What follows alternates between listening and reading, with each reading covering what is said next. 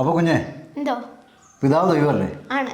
പുത്രൻ ദൈവമല്ലേ? ആണ്. പരിശുദ്ധാത്മാവ് ദൈവമല്ലേ? ആണ്. അപ്പോൾ കുടുങ്ങി, മൂന്ന് ദൈവമല്ലേ? ഇല്ല, നമ്മൾ അവരുടെ സ്വഭാവമല്ലേ നോക്കുന്നുള്ളൂ. എണ്ണത്തെക്കുറിച്ച് ചോദിക്കുമ്പോൾ സ്വഭാവത്തെക്കുറിച്ചാണോ പറയുന്നത്? അവർക്ക് മൂന്ന് പേർക്ക് നല്ല സ്വഭാവമാണ്. മൂന്ന് പേര് നല്ല സ്വഭാവമാണോ? ഓക്കെ, അപ്പം തൽക്കാലം അങ്ങനെ പറയാം. എന്നാലും കുഞ്ഞിന് പ്രായമായി വരുന്നു, സ്കൂളിൽ കോളേജിലൊക്കെ എത്തുമ്പോൾ അവർ ചോദിക്കുകയാണ്, ഇങ്ങനെ വന്ന് ചോദിക്കുക, നിങ്ങൾ തൃത്വവിശ്വാസികളല്ലേ, അപ്പോൾ നിങ്ങൾക്ക് മൂന്ന് ദൈവമില്ലേ എന്ന് ചോദിച്ചാൽ നമ്മളതിന് മറുപടി പറയേണ്ട മര്യാദയുണ്ട്. പക്ഷെ മറുപടി പറയുന്നതിന് മുമ്പ് അവരെ ഈ വിഷയത്തിൽ ചലിക്കാൻ, അണ്ണുവിട അങ്ങോട്ടോ ഇങ്ങോട്ടോ പോകാൻ അനുവദിക്കാതെ അവരോട് എന്ത് പറയണം? സ്വഭാവത്തെക്കുറിച്ച് സംസാരിക്കാൻ പറയണം. ജാതി, മതം, അങ്ങനെയുള്ള വേർതിരിവുകൾ, അസഹിഷ്ണുത, അക്രമം, ഇതൊക്കെ പ്രോത്സാഹിപ്പിക്കുന്ന ഒരു ശക്തിയാണോ നിങ്ങൾ ദൈവമായിട്ട് കരുതുന്നത്? നമുക്ക് ആദ്യം സ്വഭാവത്തെക്കുറിച്ച് ഫിക്സ് ചെയ്യാം. ഇപ്പോൾ നിങ്ങൾ കുട്ടികൾ ടീച്ചർമാരെക്കുറിച്ച് പറയുമ്പം ആദ്യം ചർച്ച ചെയ്യുന്നതാണ് സ്വഭാവത്തെക്കുറിച്ചല്ലേ? അല്ലേ? നമ്മൾ നിങ്ങൾ ചോദിക്കും, നിൻ്റെ പപ്പ എങ്ങനെയുണ്ട്, അങ്ങനെയല്ല ചോദിക്കുന്നത്. അല്ല, സ്വഭാവത്തെക്കുറിച്ചല്ലേ പറയുന്നത്. കാരണം സ്വഭാവമാണ് എല്ലാവരെയും മനുഷ്യനെ ബാധിക്കുന്നത്, നേച്ചറാണ് ബാധിക്കുന്നത്, അല്ലെ? എണ്ണത്തേക്കാൾ ഉപരി സ്വഭാവമാണ് ബാധിക്കുന്നത്. അപ്പോൾ അതുകൊണ്ട് നിർബന്ധമായിട്ട് കുഞ്ഞ് പറഞ്ഞ് അതിൽ ഉറച്ചു നിൽക്കണം, വിടരുത് ഒരു കാരണവശാലും. സ്വഭാവത്തെക്കുറിച്ച് ആദ്യം പറ, എന്നിട്ട് പറയാന്നുള്ള കാര്യത്തിൽ നിർബന്ധിച്ച് അവിടെ ഉറച്ചു നിൽക്കണം. അങ്ങനെ നിന്നാലും വിശദീകരിക്കുമ്പോൾ നമുക്കിനി ദൈവത്തെക്കുറിച്ച് പറയുമ്പോൾ കൊച്ചിന് മനസ്സിലാക്കാൻ വേണ്ടി ഒരു ഉദാഹരണം മാത്രമാണ്, അതങ്ങനെ ഇതല്ല. കടൽ, കൊച്ചിന് കടലിനെ കുറിച്ച് അറിയണമെന്നുണ്ട്. അപ്പം കടൽ തീർത്ത് നിന്നിട്ട് ഈ കടലിനെ മൊത്തം കണ്ടറിയണമെന്ന് വെച്ചാൽ നടക്കുമോ? ചെറിയ രണ്ട് കടലേ ഉള്ളൂ, അല്ലേ? നടക്കുമോ? നടക്കുകയല്ല.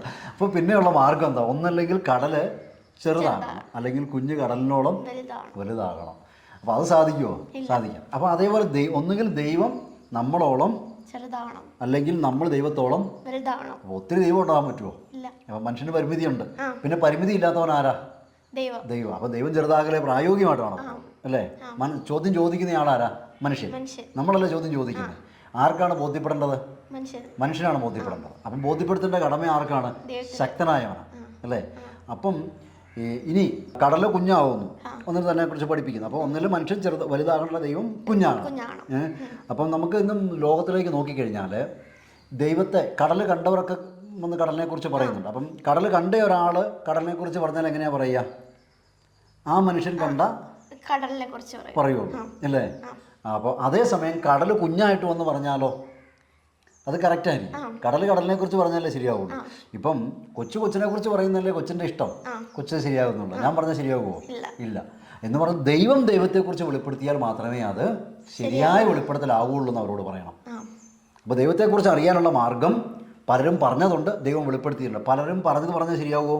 അത് അവർ കണ്ടുപിടിച്ച ദൈവമായിരിക്കും. അതിനും മതം ഉണ്ടാകും, ജാതി ഉണ്ടാകും, മതരാഷ്ട്രം ഉണ്ടാകും, പല പ്രശ്നങ്ങളും ഉണ്ടാകും. പക്ഷെ ദൈവം വെളിപ്പെടുത്തിയാലോ അത് സത്യമായിരിക്കും. അപ്പം ഇന്ന് വെളിപ്പെടുത്തപ്പെട്ടതിൽ ഏറ്റവും മനോഹരമായ, എല്ലാവർക്കും സ്വീകാര്യമായ, നിന്നെപ്പോലെ ദൈവത്തെ സ്നേഹിക്കണം, നിന്നെപ്പോലെ നിൻ്റെ അയൽക്കാരനെ സ്നേഹിക്കണം എന്ന് പഠിപ്പിച്ച സ്നേഹത്തിൻ്റെ പുത്തൻ കൽപ്പന. വെറും കൽപ്പന നൽകിയല്ല, പ്രായോഗികമായിട്ട് കൽപ്പനകൾ പലയിടത്തും നമുക്ക് കാണാൻ പറ്റും. പല ആശയങ്ങളും പല രാഷ്ട്രങ്ങളിലുമൊക്കെ അങ്ങനെയുള്ള ഈ ഇത് കൂട്ട് സങ്കല്പങ്ങൾ, ആദർശങ്ങളൊക്കെ കാണാൻ പറ്റും, നിയമങ്ങളൊക്കെ കാണാം. പക്ഷേ അത് പ്രായോഗിക തലത്തിൽ കാണിച്ചു തരികയും സ്നേഹിക്കാത്തവരെ പോലും സ്നേഹിക്കണമെന്ന് കാണിച്ച് പഠിപ്പിക്കുകയും ചെയ്ത വ്യക്തി ആരാണ്? ഈശോ. അപ്പോൾ അതാണ് സൃഷ്ടാവായ ദൈവം. സൃഷ്ടാവായ ദൈവത്തെ നമ്മൾ ആരിലാണ് കണ്ടതാനും? ഈശോയിലാണല്ലോ. അപ്പം മാംസം ധരിച്ചു, മനുഷ്യനായി പിറന്നു എന്ന് വെച്ചാൽ സൃഷ്ടിക്കപ്പെട്ടെന്നല്ല, നമുക്ക് വേണ്ടി, നമ്മുടെ പരിമിതിയെ പ്രതിയാണ്. ഇപ്പം ഞാൻ പറയാം, മനുഷ്യൻ ചന്ദ്രനിൽ പോയില്ലേ? മനുഷ്യന് ഉപകരണങ്ങൾ ചന്ദ്രനിൽ വിട്ടില്ലേ? നല്ല നമുക്ക് കാണത്തില്ലേ, നല്ല ഈ ശില്പികൾ തടി കൊണ്ട് ഇതുകൊണ്ടൊക്കെ കൊത്തി മനോഹരമായ ശില്പങ്ങൾ ഉണ്ടാക്കില്ലേ? നമ്മൾ കാറുകൾ നിർമ്മിക്കില്ലേ? ഈ ശില്പികൾക്കോ ഈ ടെക്നീഷ്യന്മാർക്ക് എന്തെങ്കിലും കുറവുണ്ടോ ഈ നിർമ്മിക്കുമ്പോൾ? അങ്ങനെയെങ്കിൽ സൃഷ്ടാവായ ദൈവം നമ്മുടെ പരിമിതിയെ പ്രതി ചെറുതാകുമ്പോൾ സൃഷ്ടാവിന് എന്തെങ്കിലും കുഴപ്പമുണ്ടാവുമോ? ഇല്ലല്ലോ. അങ്ങനെ ഉണ്ടായാലും ദൈവമാണോ? അല്ല. അപ്പം മനുഷ്യന് തന്നെ തൻ്റെ മനുഷ്യത്വത്തിൽ നിലനിന്നുകൊണ്ട് തന്നെ ഉപകരണങ്ങൾ ഉണ്ടാക്കാൻ പറ്റുമെങ്കിൽ ദൈവത്തിന് അതിൻ്റെ അനന്ത സാധ്യതയല്ലേ ഉള്ളത്. അപ്പോൾ അതുകൊണ്ട് ദൈവത്തിൻ്റെ അനന്ത സാധ്യതയാണെന്ത്? മനുഷ്യനായി പിറക്കുക, ചെറുതാവുക എന്നുള്ളത്. നമുക്ക് വേണ്ടി, നമ്മുടെ പരിമിതിയെ പ്രതിയാണ് അത് ചെയ്തത്, നമ്മുടെ രക്ഷയ്ക്ക് വേണ്ടിയാണ്. അതുകൊണ്ടാണ് പിതാവായ ദൈവം, രക്ഷകനായ ഈശോ, ആശ്വാസദായകനായ പരിശുദ്ധാത്മാവ്. വളരെ സിമ്പിളാണ്, മനസ്സിലായോ? അപ്പോൾ ത്രിത്വം എന്നത് അങ്ങനെ ഇരിക്കുന്ന, ഇങ്ങനെ വ്യാഖ്യാനിക്കുകയല്ല, അത് മനുഷ്യന് വേണ്ടിയാണ്. നമുക്ക് മനസ്സിലാകുന്ന ഭാഷയിൽ നമ്മളത് മനസ്സിലാക്കിയതാണ്. ദൈവം മനുഷ്യനോട് കാണിച്ച സ്നേഹമാണത്, കരുതലാണത് എന്ന് നമ്മൾ അവരോട് പറഞ്ഞു കൊടുക്കണം. അപ്പം അതുകൊണ്ട് മനുഷ്യൻ പറയുന്ന ദൈവമല്ല, ദൈവം തന്നെ വെളിപ്പെടുത്തുന്നതാണ്. ആ വെളിപ്പെടുത്തിയിൽ ഏറ്റവും ശ്രേഷ്ഠം ആരിലാണുള്ളത്? ഈശോയിലാണുള്ളത്. ഇനി ക്രിസ്തീയതയിലേക്ക് വരുമ്പം നമുക്കറിയാം, നമ്മൾ പറഞ്ഞല്ലോ, സ്നേഹിക്കാത്തവരെ, ഈശോ പറഞ്ഞു സ്നേഹിക്കാത്തവരെ സ്നേഹിക്കണം. വായ്പ കിട്ടിയാലെങ്കിലും കൊടുക്കണം. ഇപ്പോൾ കിട്ടുന്നവർക്ക് തിരിച്ച് കൊടുക്കാൻ എല്ലാവർക്കും സാധിക്കും. അപ്പോൾ അതാണ് പുതിയ നിയമം എന്ന് പറയുന്നത്. അതിന് പഴയ നിയമങ്ങൾ ഇഷ്ടം പോലെയുണ്ട്. ഒന്നടിച്ചാൽ ഒന്നടിക്കാം, അങ്ങനെയുള്ള നിയമങ്ങളൊക്കെ ഉണ്ട്. കട്ട കൈവിട്ടുക എന്നുള്ള പഴയ നിയമങ്ങളുണ്ട്. ആ മനുഷ്യന് ദൈവ മനുഷ്യ ബന്ധം നഷ്ടപ്പെട്ടു പോയ മനുഷ്യൻ പ്രാകൃത സ്വഭാവമായി. അപ്പം അവന് നൽകിയ നിയമമാണ് പഴയ നിയമങ്ങൾ. പ്രാകൃത സ്വഭാവത്തിൽ അവന് നൽകിയതാണ്. അവനെ ക്രമീകരിക്കുക, പടിപടിയായിട്ട് മനുഷ്യനെ ദൈവം മാറ്റുകയാണ്. പുതിയ നിയമം വന്നപ്പോൾ എന്ത് പറഞ്ഞു? എല്ലാം പൂർത്തിയായിരിക്കുന്നു. നിയമം പൂർത്തിയായി. ഇനി എന്താണ്? പുതിയ നിയമമാണ്. സ്നേഹിക്കാത്തവരെ പോലും സ്നേഹം കൊണ്ട് ലോകത്തെ കീഴടക്കുന്ന പുതിയ നിയമം ക്രിസ്തു നൽകി. അതിൻ്റെ തെളിവാണ്, അത് മാംസം ധരിച്ചതാണ് ക്രിസ്തു. അതുകൊണ്ടാണ് അവനെ രക്ഷകൻ എന്ന് വിളിക്കുന്നത്. ഓക്കെ, ഇനി നമ്മൾ മനസ്സിലാക്കുമ്പോൾ ഇങ്ങനെ മാതാപിതാക്കളിൽ നിന്നോ സഭയിൽ നിന്നോ പ്രസംഗങ്ങളിൽ നിന്നോ ആരെക്കുറിച്ച് അറിയും? ക്രിസ്തുവിനെ കുറിച്ച് അറിയും. അപ്പോൾ അതാണ് അപ്പസ്തോലൻ പഠിപ്പിക്കുന്നത്. എന്നാ പറയുന്നത്? വിശ്വാസം കേൾവിയിൽ നിന്ന്, കേൾവി ക്രിസ്തുവിനെ കുറിച്ചുള്ള പ്രസംഗത്തിൽ. മനസ്സിലായോ? അപ്പം എങ്ങനെയോ ക്രിസ്തുവിനെ അറിയുന്നു. അപ്പോൾ എന്താ? ആദ്യം അറിയുന്നു. ഒന്ന് അറിഞ്ഞു കഴിയുമ്പോൾ എന്തുണ്ടാവും? നല്ലതാണെങ്കിൽ എന്തുണ്ടാവും? അടുപ്പം ഉണ്ടാവും. അറിവ്, അടുപ്പം. പിന്നെ എന്നാ ഉണ്ടാവും? അടുപ്പമുള്ള ആളോട് എന്ത് ചെയ്യും? സംസാരിക്കും അല്ലേ? അപ്പോൾ അടുപ്പം, അറിവ്, സംസാരം. മനസ്സിലായോ? ഈ സംസാരത്തെയാണ് നമ്മൾ പ്രാർത്ഥന എന്ന് വിളിക്കുന്നത്, സഭാത്മ ജീവിതം എന്ന് വിളിക്കുന്നത്. വിവിധങ്ങളായ രീതിയിലുള്ളതായ ആചാരാനുഷ്ഠാനങ്ങളിലൂടെയൊക്കെ, വ്യക്തിപരമായ പ്രാർത്ഥനകളിലൂടെ, ആന്തരികമായ സംഭാഷണങ്ങളിലൂടെയൊക്കെയാണ് നിലനിർത്തുന്നത്. അറിവ്, അടുപ്പം, സംസാരം.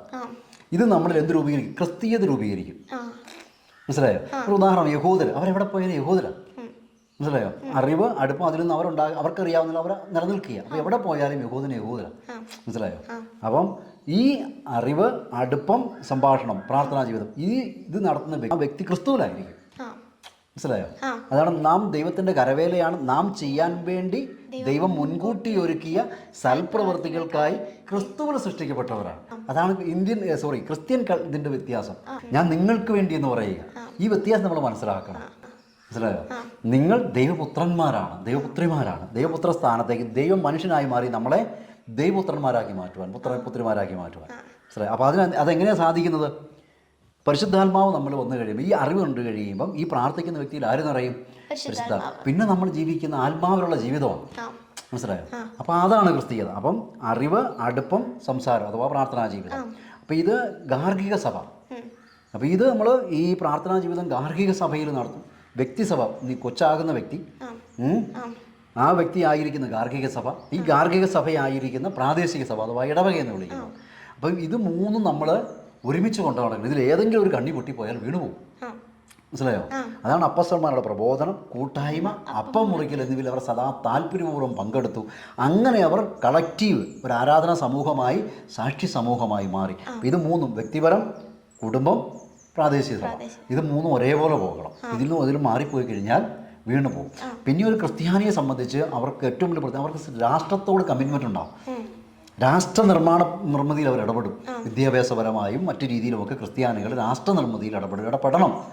കാരണം വചനം പറയുന്നു, നീ താമസിക്കുന്ന ദേശത്തിൻ്റെ സുസ്ഥിതി നിന്റെ സുസ്ഥിതിയുമായി ബന്ധപ്പെട്ടിരിക്കുന്നു. അതുകൊണ്ട് നിന്റെ ദേശത്തിന് വേണ്ടി പ്രാർത്ഥിക്കണം. ജാതിക്കും മതത്തിനും അതീതമായി മറ്റുള്ളവരെ കാണാൻ പറ്റിയാൽ മാത്രമേ ഒരാൾ ക്രിസ്ത്യാനിയാകുന്നുള്ളൂ. അപ്പം രാഷ്ട്രത്തോട് കമ്മിറ്റ്മെൻ്റ് ഉണ്ടാകും, മനുഷ്യരോട് കമ്മിറ്റ്മെൻ്റ് ഉണ്ടാകും. അത് ക്രിസ്ത്യാനിയുടെ സവിശേഷതയാണ്, ഒഴിച്ചുകൂടാനാവാത്തതാണ്. അപ്പം അങ്ങനെ ബന്ധം, അറിവ്, ബന്ധം, സംസാരം, ഇതിൽ അടിത്തറയിട്ട് നിൽക്കുന്ന വ്യക്തിയിൽ പരിശുദ്ധാത്മാവ് വസിക്കുകയും പിന്നെ നമ്മുടെ ജീവിതം ആത്മാവുള്ള ജീവിതമാണ്. പരിശുദ്ധാത്മാവാണ് നമ്മളെ ജീവിക്കാൻ പഠിപ്പിക്കുകയും ശക്തിപ്പെടുത്തുകയും ചെയ്യുന്നത്. ക്രിസ്തീയതയുടെ പ്രത്യേകത അല്ല നമ്മൾ പോയിട്ട് ഇങ്ങനെ അവിടെ നോക്കരുത് ഇവിടെ നോക്കരുത് അങ്ങനെയൊന്നും അല്ല. മനസ്സിലായി? ഇപ്പോൾ കുഞ്ഞുങ്ങൾക്ക് മാതാപിതാക്കളുടെ ഭക്ഷണം തരാൻ നിങ്ങൾ ചോദിച്ചിട്ടാണോ? നിങ്ങൾ വീട്ടിൽ നിൽക്കുന്നതുകൊണ്ടല്ലേ. അപ്പോൾ പരിശുദ്ധാത്മാവിനോട് ചേർന്ന് അറിവ്, ബന്ധം, സംഭാഷണത്തിലായിരിക്കുന്ന വ്യക്തിക്ക് വേണ്ടതെല്ലാം കൊടുക്കുക എന്നുള്ളത് ദൈവത്തിൻ്റെ ഭാഗത്തുനിന്ന് വരേണ്ടതാണ്. മനസ്സിലായി? അത് അവിടുന്ന് ചെയ്തോളും. മനസ്സിലായോ? അപ്പോൾ ഇങ്ങനെയാണ് നമുക്ക് അവർക്ക് വിവരിച്ചു കൊടുക്കണം. ദൈവം വെളിപ്പെടുത്തി അറിയാൻ പറ്റുള്ളൂ, മനുഷ്യൻ വെളിപ്പെടുത്തി ശരിയല്ല, പൂർണ്ണതയുണ്ടാവില്ല. കടലിനെക്കുറിച്ച് ഒരാൾ പറഞ്ഞാൽ ശരിയാവില്ല. ഇത് ഉദാഹരണം പറയുന്നതാണ് കേട്ടോ. കടൽ തന്നെ പറയണം. ദൈവത്തെക്കുറിച്ച് ദൈവം പറയട്ടെ. അത് ക്രിസ്തുവിൽ വെളിപ്പെടുത്തിയതാണ്. അതിനേക്കാളും ശ്രേഷ്ഠമായൊരു വെളിപ്പെടുത്തൽ ഉണ്ടാവും നമുക്ക് പരിശോധിക്കാം എന്ന് പറയണം. അപ്പം യുക്തിഭദ്രമായിട്ട് കാര്യങ്ങളെ മനസ്സിലാക്കാനും വ്യാഖ്യാനിച്ചു കൊടുക്കാനും കഴിയണം. പിന്നെ ക്രിസ്ത്യാനിയുടെ അനിവാര്യത എന്താണെന്നൊക്കെ ചോദിക്കും. അവരോട് പറയണം, ജനാധിപത്യ, മതേതര, മാനവിക സംസ്കാരങ്ങളിലൂടെ നിലനിൽക്കണമെങ്കിൽ ക്രിസ്ത്യാനിറ്റി നിലവിൽ അനിവാര്യതയാണ് എന്ന് ലോകരാഷ്ട്രങ്ങളിലേക്ക് നോക്ക്. മനസ്സിലായോ? അങ്ങനെ കാര്യകാരണ സഹിതം നമ്മുടെ വിശ്വാസത്തെ മനസ്സിലുറപ്പിക്കാനും പകർന്നു കൊടുക്കാനും പറഞ്ഞു. അതാണ് പത്രോസ് അപ്പോസ്തലൻ പറയുന്നത്, നിൻ്റെ വിശ്വാസത്തെക്കുറിച്ച് വ്യാഖ്യാനം ചോദിക്കുന്നവരോട് പറയാൻ സദാ സന്നദ്ധരായിരിക്കും. ഓക്കെ, അടുത്തൊരു വിഷയവുമായിട്ട് വീണ്ടും നമുക്ക് കാണാം.